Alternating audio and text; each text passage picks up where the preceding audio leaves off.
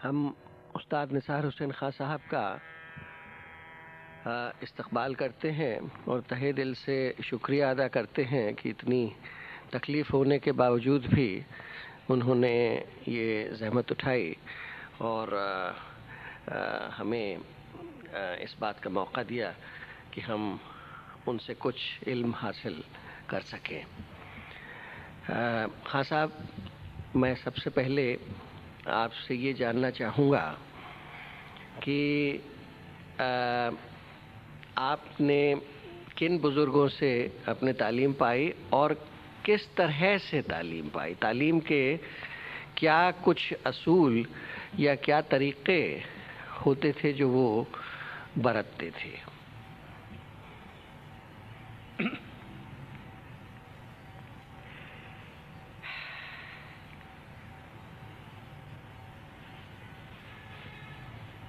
मैं कितल साहब का तहे दिल से शुक्रिया अदा करता हूँ जो इस वक्त भी, हालांकि मैं करीब करीब ऐसा हो गया हूँ कि न गाऊँ तो बेहतर है, मगर आपके कहने के मुताबिक मैं आ गया हूँ, तो बहुत बहुत मैं शुक्रिया अदा करता हूँ आपका। और आपने जो मुझसे ये सवाल किया कि आपने किस किस से तालीम हासिल की, किन बुज़ुर्गों से तालीम हासिल करी, तो जनाब मैंने तालीम सिर्फ़ अपने दादा हैदर खां साहब से हासिल की। और 5 साल की जिस वक्त मेरी उम्र थी तो वो मुझको अपने पास लेके बैठा करते थे और भैरों के पलटे कहलवाया करते थे। मैं बैठ जाया करता था सामने तोंबे पे कान लगाकर, तो मुझे बहुत अच्छा मालूम होता था, क्योंकि वो उसकी आवाज़ जो कान में आया करती थी मेरे, तो बहुत ही पसंद करता था। मैं तो कान लगा के बैठ जाया करता था उनके पास और मुझसे कहते, बेटा हाँ सा रे गा मा कहलवाया करते थे। कुछ दिन तक वो पलटे मुझे कहलवाते रहे। उसके बाद में एक आध उन्होंने चीज़ बताई, छोड़ दिया करते थे। आधा घंटा 20 मिनट मुझे बिठाला और छोड़ दिया उन्होंने, जाओ बेटे खेलो। मगर उनकी तालीम में ये असर था उनके हाथ में कि न मालूम क्या मैं कह सकता हूँगा, मेरी समझ में नहीं आता कि उन्होंने मुझे किस तरह से तालीम दी। वो मुझे मेरे ख़्याल से उतर गई ये बात। खैर, बहरहाल मैं अपने दादा से बहुत जल्द छूट गया। मैंने उस दिन भी कितल साहब से अर्ज़ किया था कि 3-4 काम किया करते थे वो।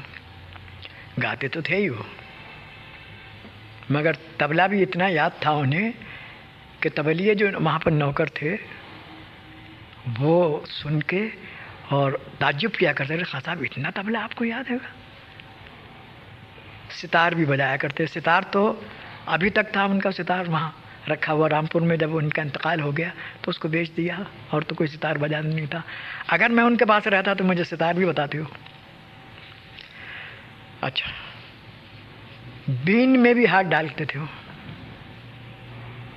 जो सरस्वती बीन है जी, उसमें उसको भी बजा लिया करते थे वो। ज़्यादा तो नहीं, मगर बेहतरीन तरीके से सब उनको मालूम था और बड़े मज़े से बजाया करते थे वो कभी कभी। तो उनके हाथ में कुछ ऐसा वस्फ था कि वालिद को उन्होंने ऐसे ही तैयार किया था।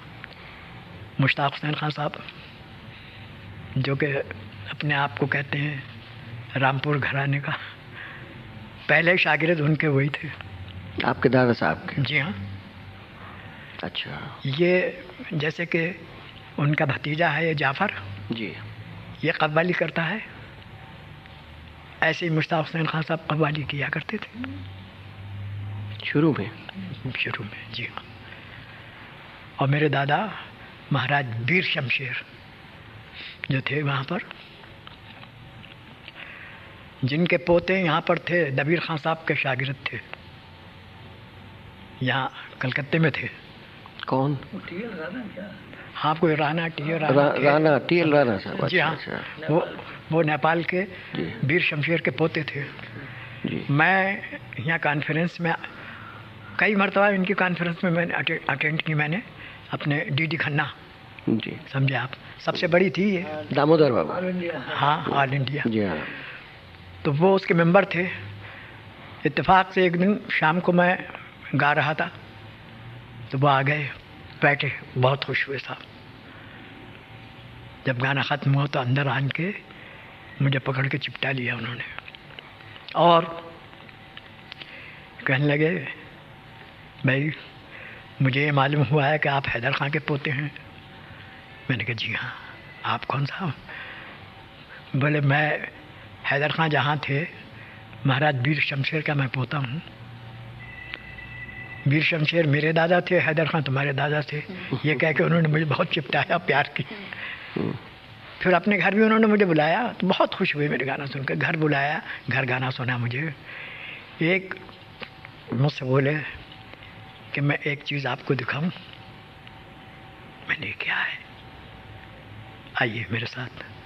तो साहब वो ले गए वहाँ कमरे में। वहाँ जाकर उन्होंने दिखाया तो एक ज़ईफ़ा बैठी हुई थी, काफ़ी उम्र थी उनकी, सफ़ेद बाल, बिल्कुल जैसे क्या बताऊँ मैं, बगले के से पर इतने सफ़ेद बाल थे और बहुत गोरी चिट्टी, सफ़ेद साड़ी बांधे हुए बस ऐसी बैठी हुई। कहने लगे आप इनको देख रहे हैं? मैंने कहा जी हाँ। ये कौन है? ये बोले आपके दादा के शागिर्द हैं। मैं जब वहाँ से आया हूँ तो इनको साथ में लेता आया था मैं, ये मेरे पास है। मुझे देख कर ताज्जुब हो गया साहब। वो बात ज़्यादा नहीं करती थी, काफ़ी उम्र थी उनकी। तो वो दबीर खान साहब के शागिर्द थे जी, वही राणा साहब जो थे। जी हाँ, बहुत खुश हुए थे साहब। गाना ना सुना उन्होंने, कुछ नजराना दिया। खैर बहरहाल तो मैं ये अर्ज़ कर रहा था कि तालीम का मामला ऐसा है कि वो तो मैं आपसे पहले भी अर्ज़ कर चुका था ये कि ABCD से तालीम दी जाए, यानी सारे गामा पाधा से। ऐसा बच्चा मैं पहले भी चाहा था मैंने, और जिन जिन बच्चों को मैंने बतलाया सारे गामा से बताया है।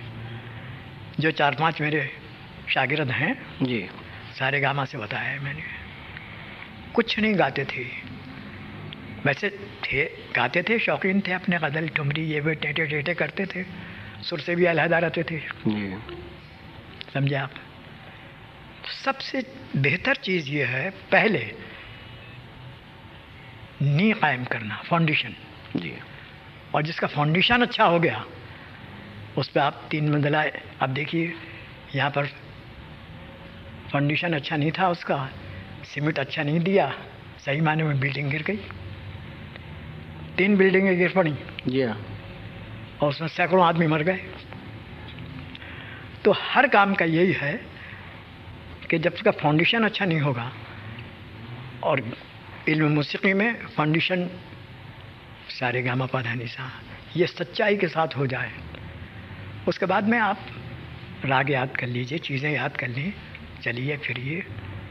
और एक साधे सब सधे, सब साधे सब चाहे।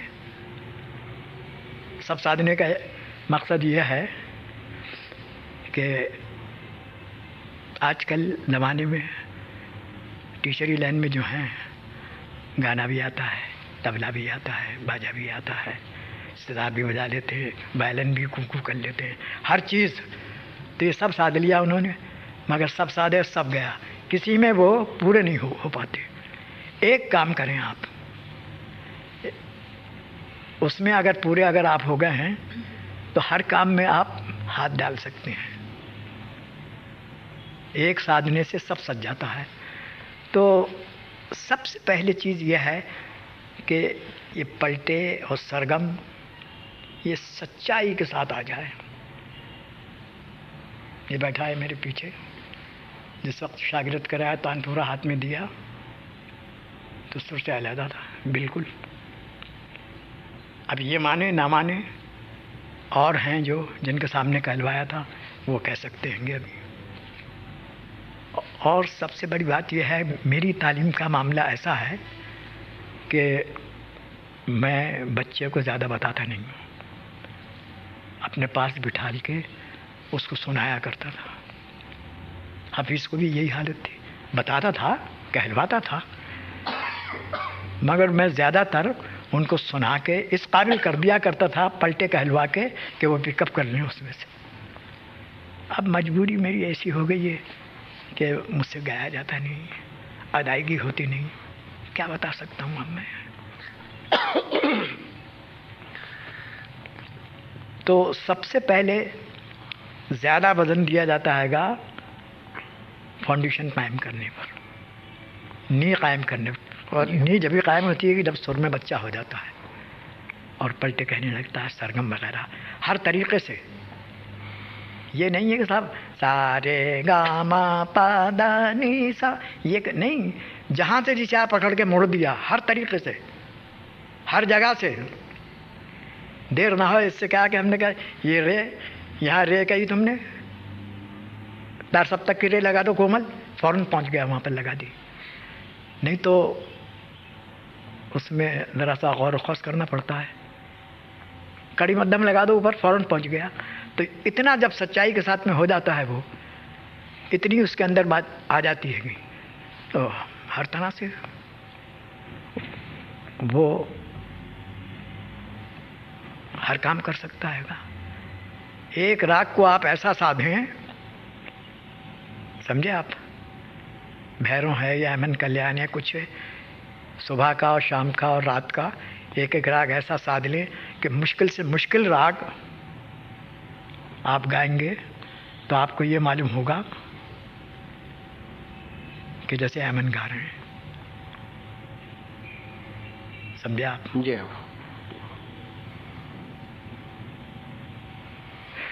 मैं सिर्फ ये पूछना चाहूँगा खान साहब कि आपने ये हमें समझाया कि सबसे पहले फाउंडेशन बच्चे की बनानी चाहिए। जी।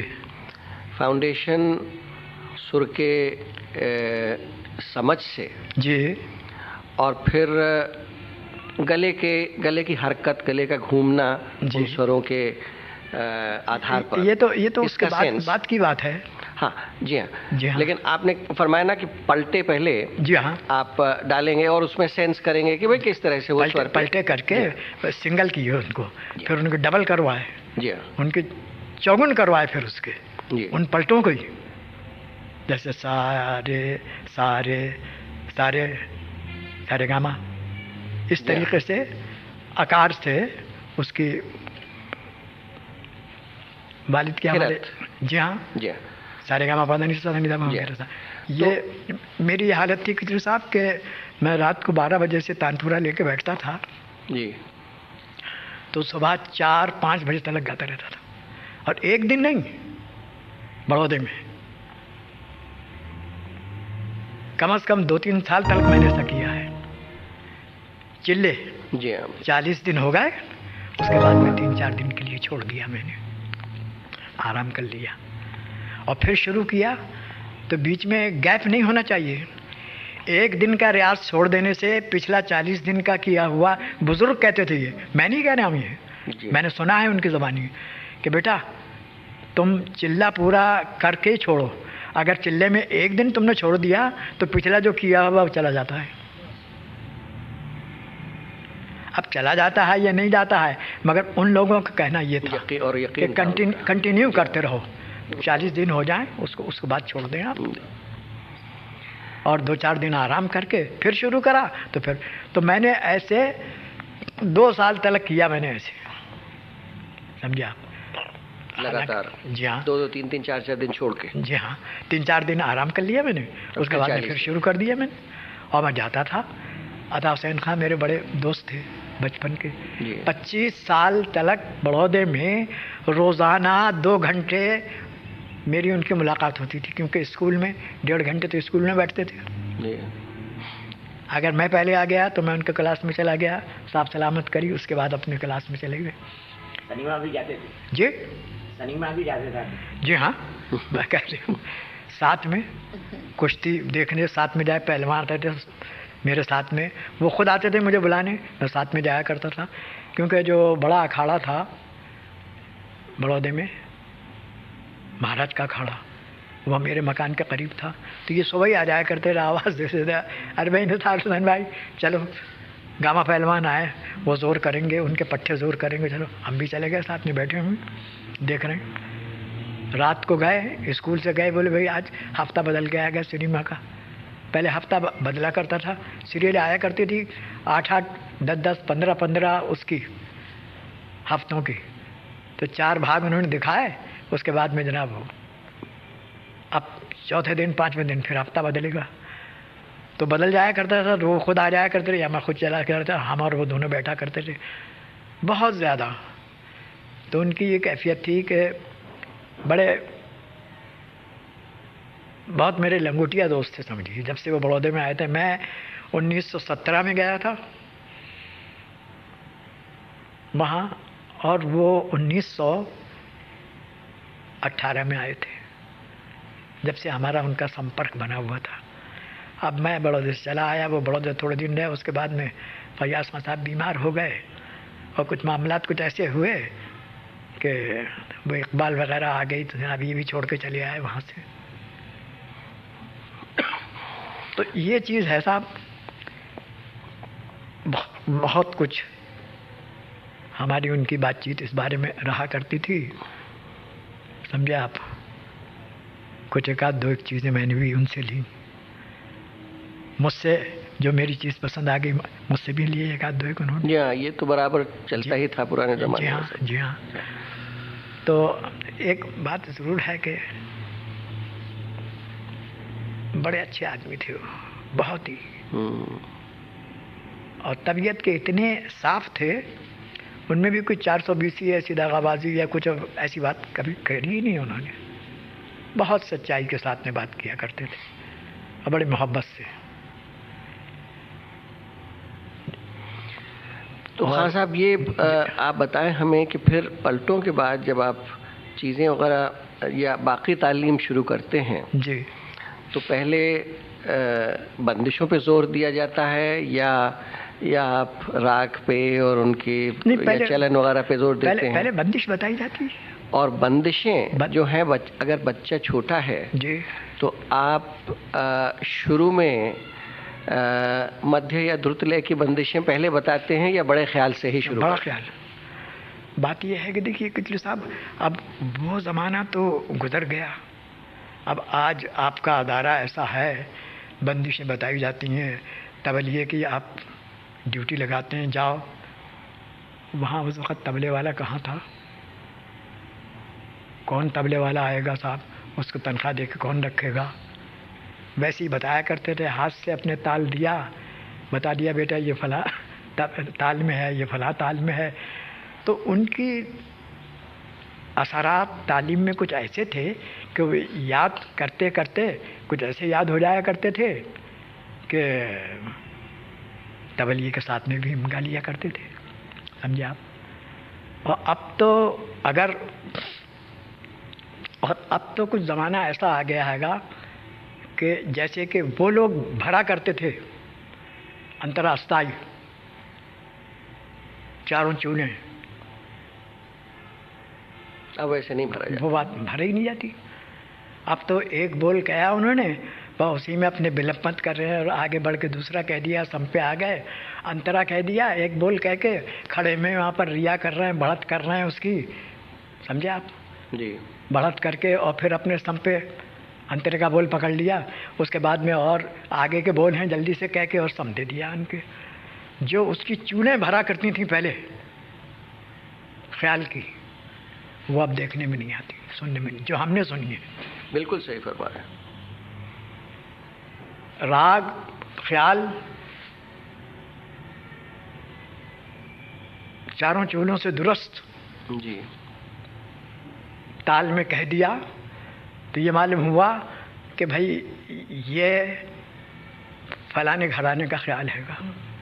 घराना सामने खड़ा हो जाया करता था। जिस तरह से उसको भरा, जिस तरह सबके अलग अलग भरने के तरीके थे, किस तरीके से भरा करते थे तो मालूम होता था कि ये किराने का है, ये ग्वालियर का है, ये आगरे का है, ये सैसवान का है। क्या अर्ज करूं मैं किचलू साहब। और मेरे ज़माने में अगर आप समझदार आदमी हैं और पहचानते हैं इस चीज़ को, अच्छा ये बताइए मुझे आप कि मेरे ज़माने में जो आज गाने बजाने के मुतालिक और ये मैक और जनाब शौक़, क्या हमारे ज़माने में इतना ही था? ये चीज़ें फराहम थी ही नहीं। जी हाँ, बिल्कुल सही, समझे आप? थी मामूली तरीके से। आज तो बहुत कुछ है। तो मुझे आप शाबाशी दें कि मैंने उस ज़माने में इतना रियाज करके उन लोगों को मैंने कुछ थोड़ा सा खुश किया मैंने, क्योंकि इतने ना तो आदमी शौकीन थे जैसे आज पब्लिक शौकीन है, ना इतने जलसे हुआ करते, ना इतने प्रोग्राम हुआ करते। आज अगर मेरा वही ज़माना होता तो भागा भागा फिरता, मुझे बैठने का टाइम ही नहीं मिलता।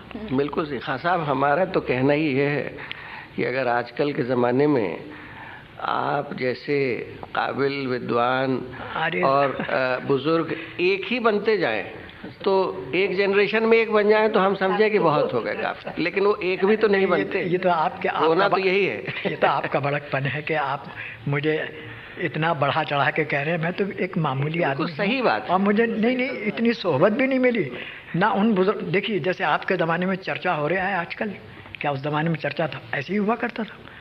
हमने तो कभी देखा नहीं साहब कि सब इकट्ठा हैं और चर्चा हो रहा है, सेमिनार हो रहे हैं। हमने देखा, मैं बड़ौदे में था ना, बम्बई में मैंने इतना देखा। कभी कोई जलसा जलसा हो गया, बुला लिया उन्होंने, ठीक है। ये जो आजकल बैठ के और तमाम सब बातें पूछी जाती हैं, कोई पूछते ही नहीं था। अगर ऐसे ही चर्चा होता रहता वहाँ और ऐसी पूछगछ होती रहती तो मुझे सब कुछ याद होता। मुझे तो, मेरे तो कान तलक पे वो आवाज़ ही नहीं आई। बस सिर्फ ये बुज़ुर्ग यही कहा करते रहे, बेटा सुर देखो और राग संभालो और गले को संभालो। तुम अपने गला ऐसा हो कि एक एक दाना जैसे माला में होता है, ये ऐसा चला है गला, एक एक दाना। अब ये नहीं है कि स्लीप हो गया, कहीं से कुछ हो गया, कहीं से कुछ नहीं, वो नहीं माना जाएगा। वो होगा मगर तरक्की नहीं कर सकते तुम जब तक ये मालूम हुआ कि जैसे आरी से कटता चला आ रहा है एक एक दाना। तो हमने तो वही किया, मैंने वही किया जी। अब ज़माने के लिहाज से मैं उस वक्त बहुत सही था, अब ज़माना कुछ और हो गया, अब कुछ और तरक्की हो गई। अगर मुझे ये माहौल मिलता जो आजकल के बच्चों को आपके यहाँ से मिल रहा है, मुझे ये माहौल मिल जाता तो मैं जरा कहाँ पहुँच जाता। मुझे तो माहौल ही नहीं मिला। हाँ साहब, हमारा तो यही कहना है कि जहाँ आप पहुँचे उसके आधे भी कोई आजकल पहुँच जाए तो हम बहुत समझेंगे कि भाई होगा। ये तो खैर अब ये तो आपका बड़कपन है, नहीं तो मुझसे तो आगे पहुँच चुके हैं बहुत। अरे बहुत लोग पहुँच चुके हैं मुझसे। वो तरक्की दूसरे किस्म की है, यही तो कहना है। आप फरमा रहे हैं जैसे कि आज इतनी तरक्की हो गई, इतना गाना बजाना का प्रचार है, इतना ये है, लेकिन हम ये सब क्यों करने की कोशिश कर रहे हैं कि हमारी तो मुसीबत ये है कि प्रचार तो है, सब कुछ है, हज़ारों आदमी हैं, सेमिनार भी है, ये भी है, कहना भी है, किताबें भी हैं, समझना भी है, लेकिन ये कि गाने वालों की जो एक विद्वता है, उनका जो एक कैलिबर है, उनका जो एक स्थान है, वो तो हमको मिल ही नहीं रहा है। वाह, ये आप सही फरमा रहेंगे। और ये स्थान जब भी मिल सकता है कि उन बातों का पालन करें जो को उन बुज़ुर्गों ने बच्चों से पालन करवाया और बच्चों को सधाया और बच्चों को बताया कि बेटा अपने बड़ों का अदब लिहाज झुककर बात करना, अगर वो कह दें तो अपना काम बंद करके पहले उनका करना। आज ये है कहाँ? हम अगर कहते हैं फलाना काम, हाँ भाग गए, तो पता ही नहीं है, भूल गया मैं। क्या भूल गए तुम? जब तुम हमारी बात को भूल गए तो तुम्हारी बात को कौन याद रखेगा? सही बात। फिर जो तरीका उन्होंने, आपने भास्कर बुआ बखले का नाम सुना है? जी हाँ। हाँ, ये भी मालूम है आपको किस किस से सीखा उन्होंने? भास्कर वहाँ वैसे मामूली तौर से तो जानते ही हैं जी, मामूली तौर से जो सुना है, नहीं में पढ़ा है। क्या सुना आपने? वो बताया सुनील दा ने नत्थन खां साहब से, और अलादिया खान साहब के पास, और उसके पहले भी एक थे। हाँ, तो याद नहीं है। अलादिया खान साहब से भी कुछ तालीम ली थी उन्होंने, तो ज़्यादातर नत्थन खां साहब से ली, नत्थन खां साहब से तालीम ली। और फैज़ मोहम्मद खान साहब जो बड़ौदे में थे, फैज़ मोहम्मद खान साहब जो बड़ौदे में थे, उनके कोई औलाद नहीं थी। एक लड़की उन्होंने किसी की लेके पाल ली थी, दत्तक ले ली थी। वो लड़की जवान हो गई थी और बैठी हुई थी बेचारी। फैयाज खान साहब ने, जब इनकी बीवी का इंतकाल हो गया, अता हुसैन खां की हमशीर का जी इंतकाल हो गया, तो वैसे शौकीन मिजाज आदमी थे फैयाज खान साहब चचा हमारे, बहुत ज़्यादा। महाराज के यहाँ हमारे एक छगन बाई थी अलवर तिजारे की, ये तो मशहूर हो गए थे, छगन फैयाज सारे गुजरात भर में, समझे आप, उनसे ताल्लुकात थे। उसके बाद जब इनकी बीवी का इंतकाल हो गया तो फैज़ मोहम्मद खान साहब की लड़की से निकाह कर लिया था उन्होंने। ये मैं मौजूद था वहाँ पर। तो भास्कर बुआ बखले, हालांकि वो बड़ौदे में रहते थे, सीख के जो कुछ उन्होंने तालीम दी चले गए थे। वो बम्बे के थे, पुणे के थे या बम्बे के थे, मगर 4-6 महीने के बाद जब आया करते थे बखले साहब, पहले गुरु के पास जाते थे और गुरु दक्षिणा पहले दे के, नजराना पेश करके, हुजूर मेरे वास्ते क्या हुक्म है बेटा, ठीक है। उस ज़माने में मैंने ये सुना वहाँ पर जब वो आते थे तो 100 वर्ष का ज़माना ऊपर, पहले 300-400 रुपये नजराना दिया करते थे। वो जो मिलता था उनको, उसमें से जो प्रोग्राम होते थे उसमें से 10% गुरु के लिए निकाल कर रख दिया करते थे कि भाई ये मेरे गुरु के पैसे होंगे, इसको हाथ मत लगाना। बीवी से भी उन्होंने कह दिया इनको हाथ मत लगाना, ये मेरे गुरु के होंगे। आज तो उस्ताद से भी लेके और गलत वायदे करते होंगे, उस्ताद से भी लेके भाग जाते होंगे, हाँ मैं दे जाऊंगा, और वो देने का नाम नहीं। ये हालत है आज शागिर्दों के। अपने देने से तो गए, उस्ताद से भी लगे हाथ तो ले जाते हैं। खैर, बहरहाल एक दिन क्या हो गया साहब, देर तो नहीं होगी आपको? नहीं बिल्कुल, बातचीत करनी। एक दिन ऐसा हुआ कि भास्कर वो आए, उन्होंने नजराना दिया। उन्हें 2-4 महीने के बाद आया करते थे वो, साल में 2-3 चक्कर लगाया करते थे बड़ौदे के। उनके यार दोस्त भी थे वहाँ पर, कुछ रिश्तेदारी भी थी, और कहते थे कि मैं बड़ौदे जाऊँगा तो मैं उस्ताद के दर्शन हो जाएंगे मुझे, और कुछ पूछ पाछ लूँगा उनसे मैं। तो उस दिन आए, कहो बेटा कब आए तुम?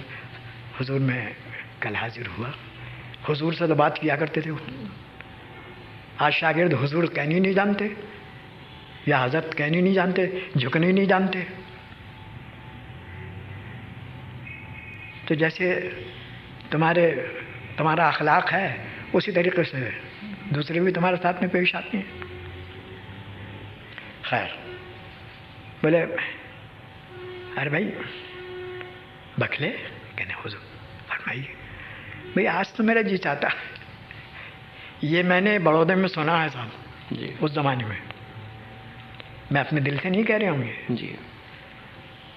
भाई आज तो मेरा जी ये चाहता है आपको मालूम है ब्राह्मण गोश्त की तरफ देखते नहीं थे, और जो उस रंग की चीज होती, प्याज, लाल प्याज होती थी, उसको हाथ नहीं लगाते थे। बड़े कट्टर ब्राह्मण थे वो। तो कहने लगे फरमाइए भाई आज मेरा क्या जी चाह रहा है आपका? कहने लगे मेरा जी चाहता है कि आज तुम गोश्त ला मार्केट जाके। टक हो गए और अपने हाथ से पका के खिला मुझे। थोड़ी देर चुप रहे, हाथ जोड़ के बोले जो आज्ञा आपकी। जाए थैला ले ले, चला जा मार्केट जा। थैला लेके निकले साहब वहां से। उनके रास्ते में तो जहां वो मार्केट थी उस तरफ जा रहे थे वो, तो कुछ 2-4 लड़के मिल गए, उनकी उम्र के थे। कह रहे कुठे जातोस तू? मराठी समझती हो तुम? हाँ हाँ।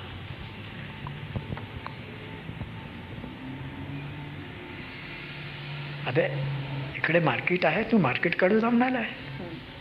इधर मार्केट है, तू मार्केट की तरफ जा रहा है, इधर तेरा क्या काम है? बोले मैं काम को जा रही हूँ। फिर मार्केट में जा रहा है? बोले हाँ। तो तेरा धर्म भ्रष्ट नहीं होगा? नालायक। बोले नहीं, मेरा धर्म भ्रष्ट नहीं होगा। आपले गुरुचा आज्ञाचा पालन करायला जाऊन आलो मी। यानी अपने गुरु की आज्ञा का पालन करने में जा रहा हूँ। अपने लिए जाता तो मेरा धर्म भ्रष्ट हो जाता। गुरु के हुक्म से जा रहा हूँ मैं, उसकी आज्ञा का पालन करने के लिए, मेरा धर्म भ्रष्ट नहीं होगा। साहब वहाँ पर गए और उसको 1 रुपया निकाल के उन्होंने दिया कि भाई देख, मैं तो जानता नहीं हूँ गोश्त कैसा होता, मैं ब्राह्मण आदमी हूँ, मैं क्या करूँ, मजबूर हूँ मैं। अच्छे से अच्छा निकाल के मुझे 1 रुपया का दे दी। साहब उसने बहुत शक्ल देखी उनकी, या बड़ा तिलक लगा हुआ उनके तो शक्ल देख कर, और वो भी मुस्कुराया।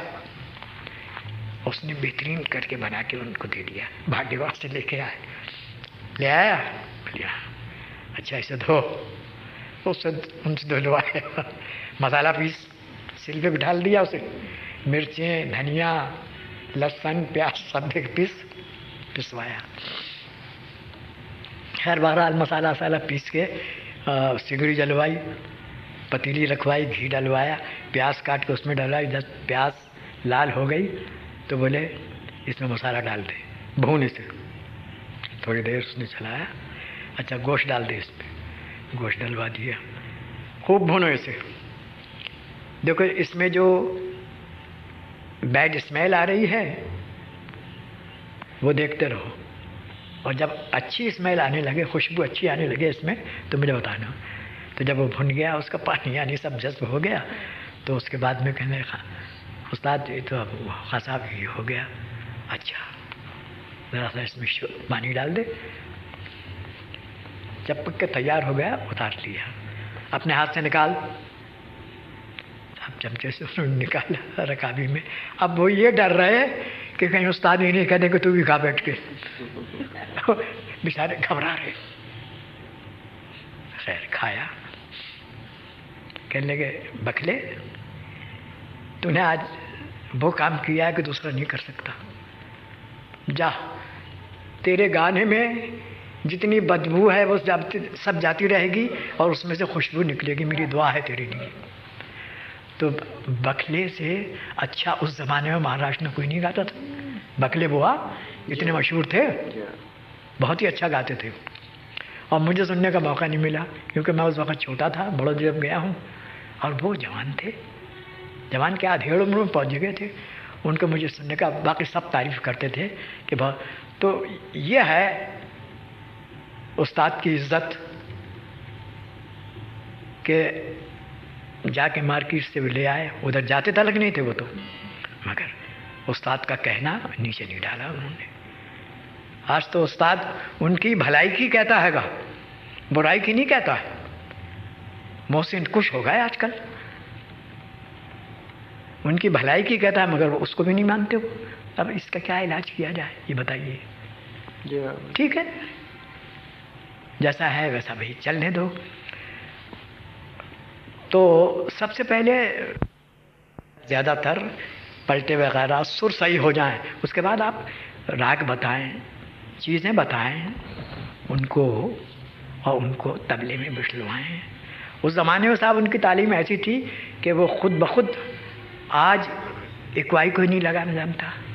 इकवाई जानते हैं, धी कुधा धा धी कुधा धा धी, ये लगाते हैं मगर उस वजन से जो मैंने सुना है, जो मैं गाया हूँगा, कोई नहीं लगाता, जानते ही नहीं।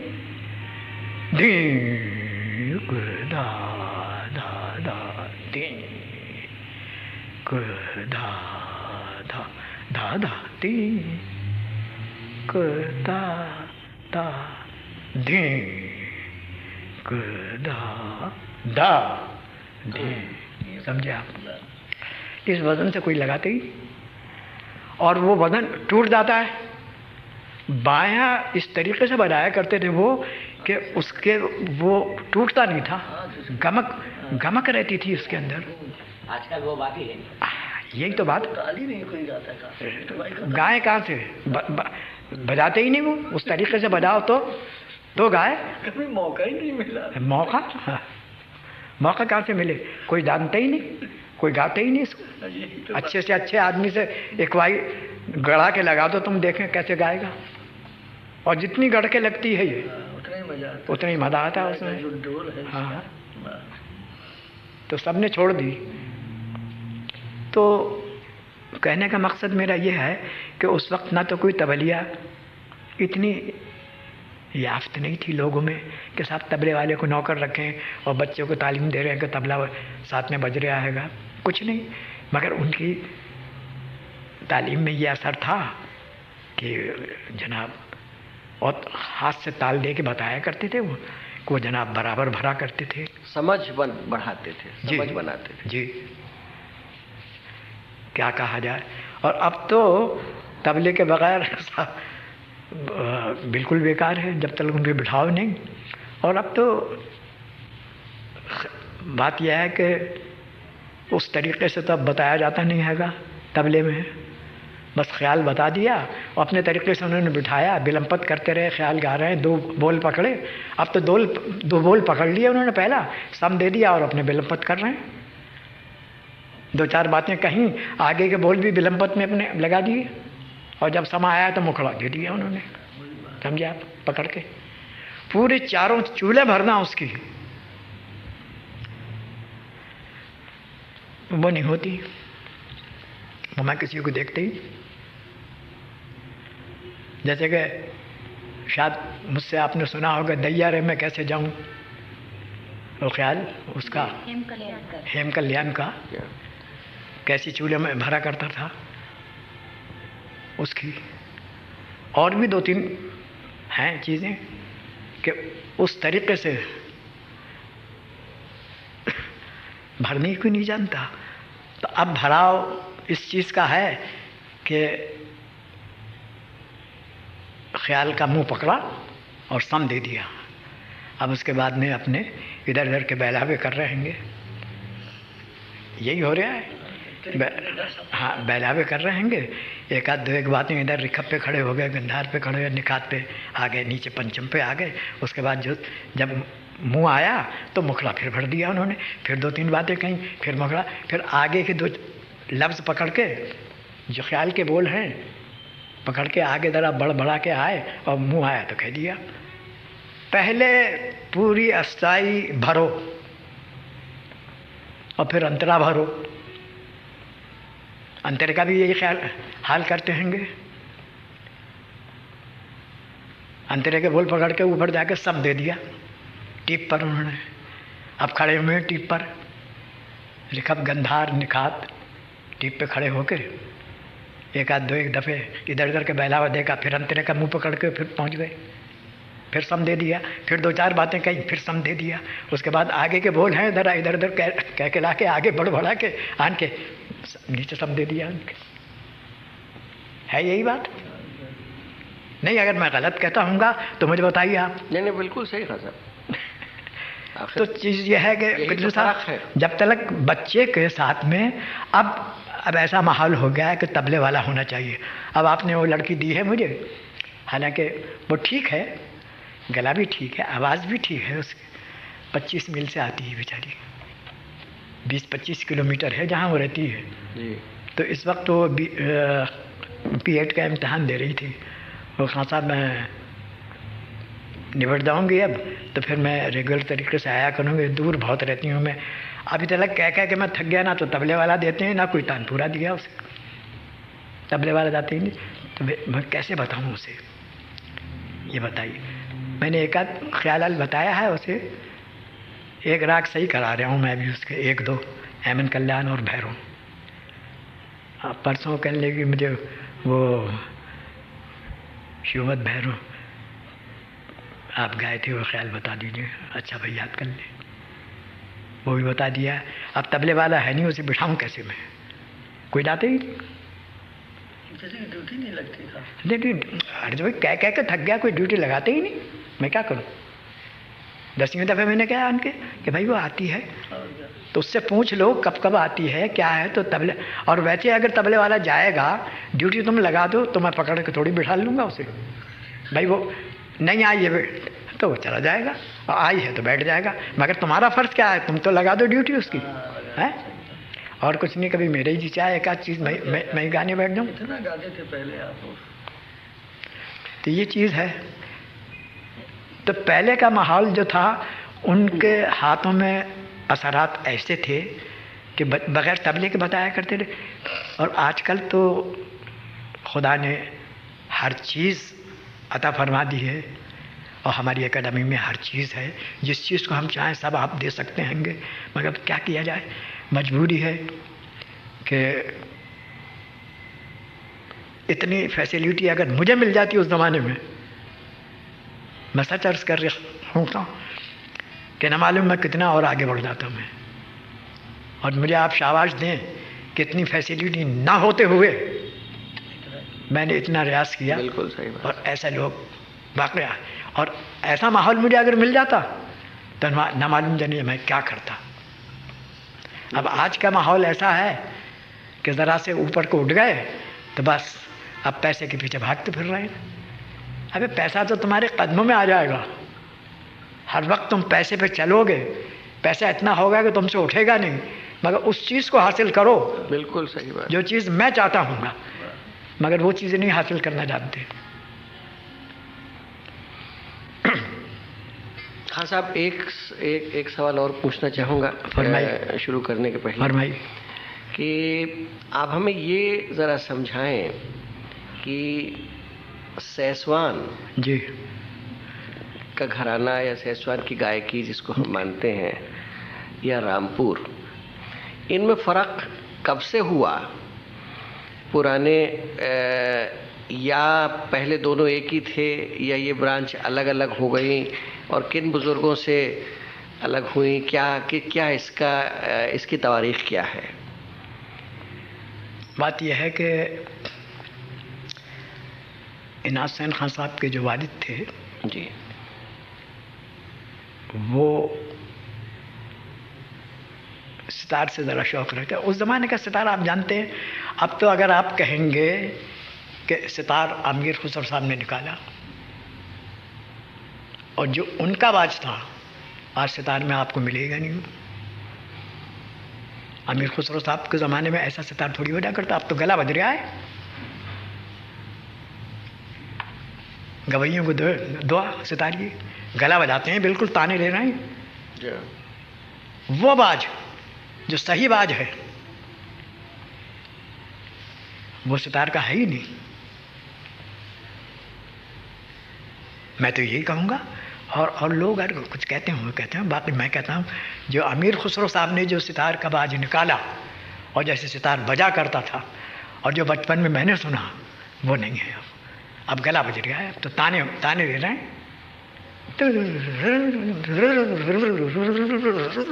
ये हो रहा है सितार के अंदर। आमिर खुसरो साहब ने ये नहीं किया।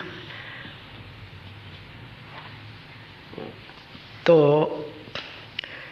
इनाज हुसैन खान साहब को उन्होंने बहादुर हुसैन खान साहब का शागिर्द करा दिया, और बहादुर हुसैन खान साहब थे रबाबी के। बहादुर हुसैन खान साहब थे रबाबी, रबाब बजाया करते थे। क्या बताऊं, मेरे पास उनका फ़ोटो था। आप देखते फ़ोटो तो ये मालूम होता था कि जैसे शाही ज़माने के नवाब बैठे हुए हैं, कोई वो भी पगड़ी शाही पगड़ी वगैरह लगाए बैठे हुए थे, बहादुर हुसैन खान साहब। और मैं लाया था आपके ये शोभा गुर्टू हैं जी, इनके फादर जो थे वो बहुत बड़े जानबकार थे इसके, और बहुत बड़े ऑफिसर थे इसके, शायद CID के काय के थे, पुणे में थे वो, पुणे में या कहाँ थे, घर पे बैठे बैठे वो काम किया करते थे। तो उन्होंने एक पिक्चर गैलरी बना रखी थी, समझे आप, गुर्टू साहब। तो मैंने देखा पुराने पुराने लोगों के फ़ोटो तमाम सब लगे पड़े हुए थे। कहले खान साहब देखिए आप। अरे साहब यहाँ से वहाँ तक मैंने देखा सब अलमारियों में रखे हुए।